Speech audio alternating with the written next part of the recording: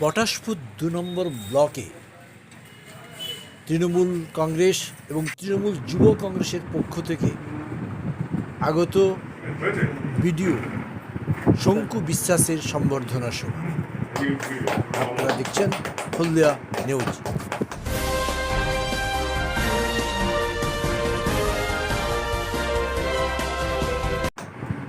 পটাশপুর ২ নম্বর ব্লকে তৃণমূল কংগ্রেস ও তৃণমূল যুব কংগ্রেসের পক্ষ থেকে এবং শিক্ষা সেলের পক্ষ থেকে আগত বিডিও শঙ্কু বিশ্বাসের সম্বর্ধনা সভা।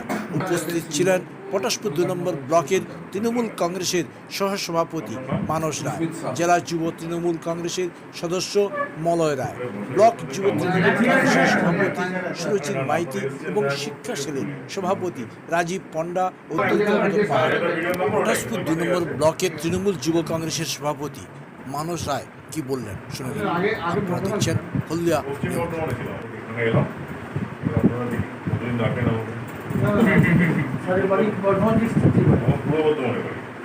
স্যার যমুনা দিঘিটার দায়িত্বে আমি আছি। যমুনা দিঘি ফিশারি যে প্রজেক্টটা আছে,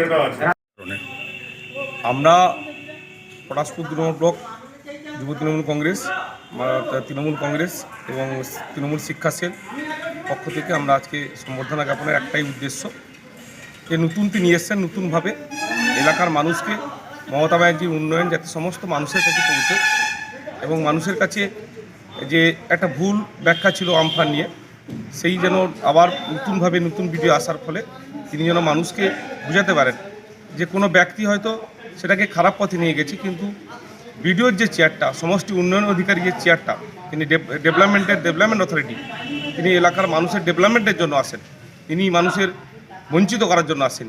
এই বার্তাটুকু পৌঁছে দেওয়ার জন্য আমরা সম্বর্ধনা জ্ঞাপন করেছি। কতটা কার্যকারী হবে? অবশ্যই আশা করি, ভাবলাম নতুনভাবে এসছেন, তিনার চিন্তাভাবনাও নতুন প্রজন্মের চিন্তাভাবনা নিয়ে তিনি এসছেন এবং তিনি মমতা ব্যানার্জির উন্নয়নকে যাতে মানুষের কাছে পৌঁছে দেবেন তিনি এই বার্তাও দিয়েছেন। আশা করি আগামী দিনে কাজ হবে। বিডিও সাহেবের নাম? শঙ্কু বিশ্বাস।